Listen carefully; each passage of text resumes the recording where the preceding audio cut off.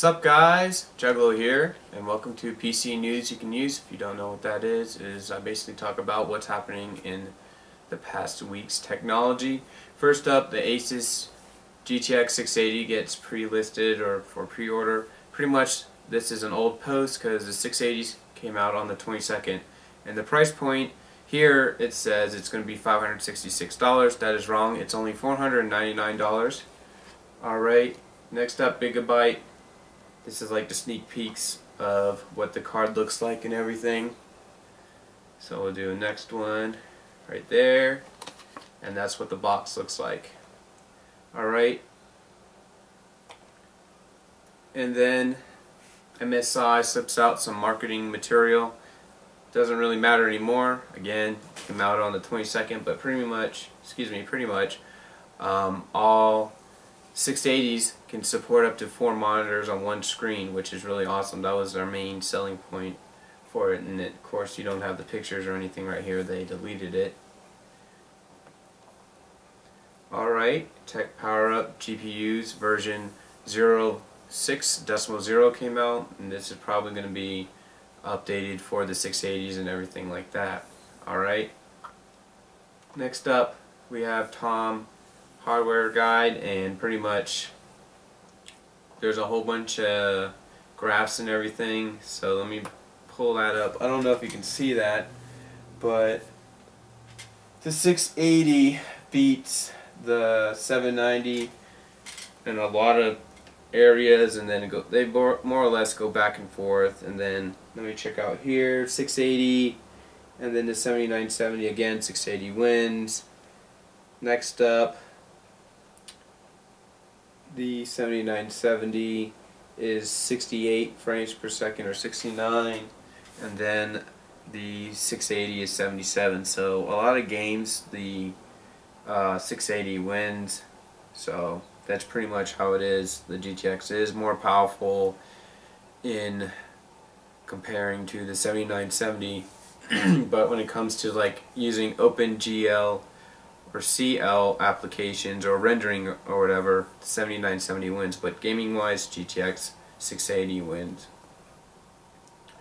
Next up, Mozilla is to pack H.264 support. Guess it's kind of a big deal because it never supported it in the past. So, saying that Mozilla has been trying to push for standards alternative to H.2.64, such as WebM and the VP8 format. Next up, TSMC expanding 28 nanometer manufacturing facilities, so that's always good. That means they're going to be able to produce more graphics cards and everything like that.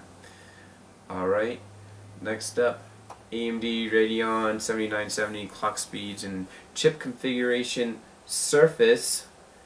So it will have 3 gigs on both GPUs, so that's going to be a 6 gig total, and that's pretty awesome if I have to say myself. And I'm trying to see if it has a price point or anything like that, and it doesn't, unfortunately.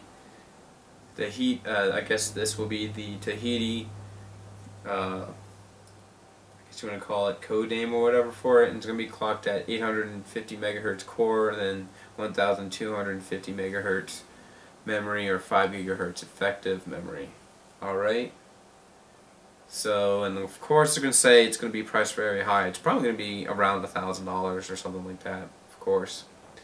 Alright, MSI Afterburner Beta 15 came out. Go ahead and use that if you have the GTX 680s. Of course you're going to have to update it because of this beta, because it will no longer allow you to use Beta 14 because this one is out.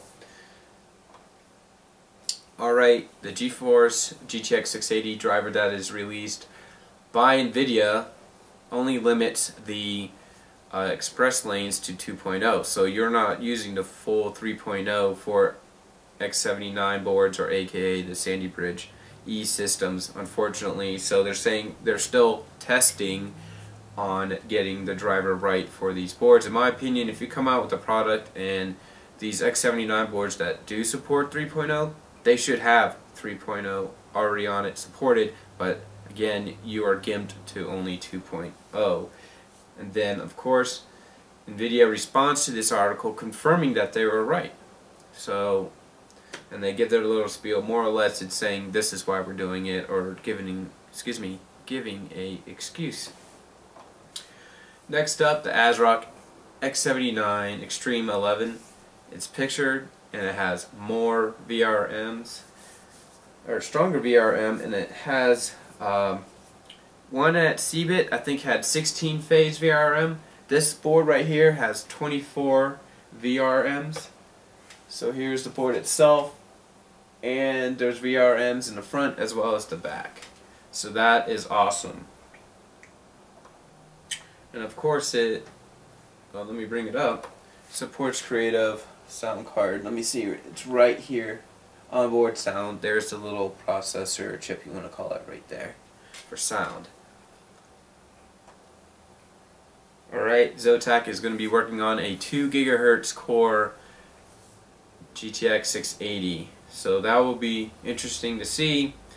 But the thing is ZOTAC usually releases products only in their area. You never see it in Europe or the US. So if we see it in the US and Europe, that would be great. Alright, next up. And then this is a whole big deal. Did Nvidia originally call the GTX 680 as the 670 Ti? And the answer is yes. If you're a computer guy, you know it's yes. Because we have pictures right here, 670 Ti, and then again we have some more pictures here, 670 Ti, and then we'll go here, and I'll point out the 670 Ti deal. Basically, the reason why they did this, in my opinion, is because they were pushed to put out a high-end GPU. Well, come to find out, their mid-range GPU, aka the 680, was, or I should say 670, was on par with the 7970, but it beat the 7970.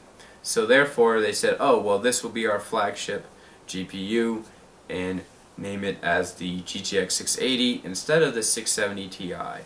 So this isn't Nvidia's high-end card. So if you got this thinking it's a high-end card, you are greatly mistaken. Alright, next up, what I like is water blocks. There we go. There's a picture of the EK water block. Goes for around $114. I'm not sure if it's available in the US yet, but you can get them on their website. So go ahead and check them out. Next up, we have what is it, Aqua computer. Again, another water block coming out. It's going to be the AquaGraFX GTX 680 water block, and this is what it looks like. A little bit more pictures than the EK, so that you can actually see the design and everything. So it's pretty big. Alright, just letting you guys know, hopefully they'll be out shortly. And then Thursday, when the cards came out, EVGA GTX 680 breaks 1,842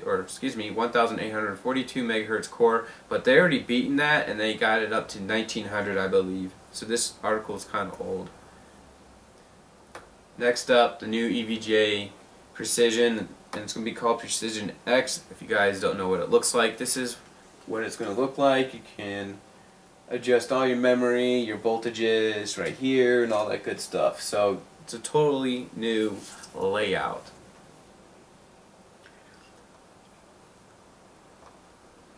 Alright, we have GTX 680 EVGA launching 5 models. Okay, this is the standard 680. This is the for the win, I think, or next one will be for the win.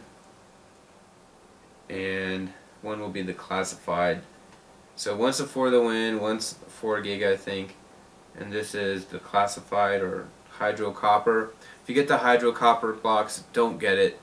They suck. And people wondering why they suck, look how low profile that water block is compared to other water blocks, and they're very restrictive and everything like that. That's why there are a bad choice if you want to have a loop that has multiple components in it, is because these water blocks are very restrictive and they're made by SwiftTech.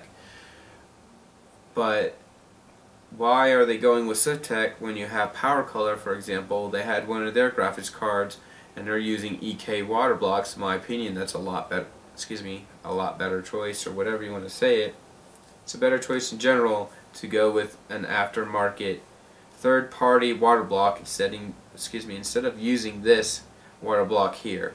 But a lot of people don't get that, so they'll find out when they don't have a lot of good flow or whatever you want to call it on their water block. Alright, overclock.net member Sin0822 has made it onto TechPowerUp, so congrats to him. And basically he was able to hit 300 megahertz on his board with a GIGABYTE Z77X TAC UD5H, and I think he used the base clock to 102.37, which is awesome. And here it is, GPUs for proof. Alright, and then here again, this is probably too big. Yeah, it's way big, but it shows like his testing and everything, voltages, all that good stuff. Alright, now if I can exit out of it, that would be great, but I doubt it. Right, there we go. Now, as you guys know, 301.10 drivers are originally for only the GTX 680s, but there is a way you can use this driver. It's pretty simple. All you're going to do is download the original driver, and then from there you're going to download the INF file, which has been modded.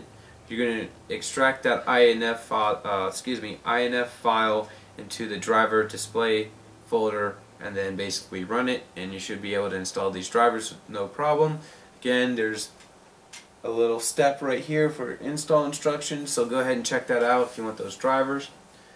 Alright, and Nvidia CEO says that the Kepler GPU are going to be based, or headed I should say, towards superphones, data centers and all that stuff, so that's pretty cool in my opinion. And this is off of Engadget. Next up, it's going to be Xbox 360 news related. Xbox 360's Comcast Xfinity TV app in beta testing and won't count against data caps. Now if this is true, that is awesome, because as you guys know, Comcast has a cap of 250 gigs for 1 month. If you go past that, you can get in trouble. You go past it again, they can ban you from internet up to 6 months or a year, I think.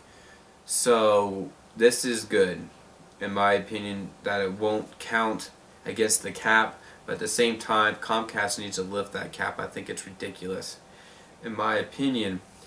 Also, in news, while this is still up, Battlefield 3 patch will be released March 27th on the Xbox 360, but it hasn't been detailed for the PS3 or the PC. So we're still waiting, guys, unfortunately, on this patch. Hopefully it will come out soon. But I guess that's it, guys. Comment, subscribe, rate this video, click that like button. You guys have a great day. Bye.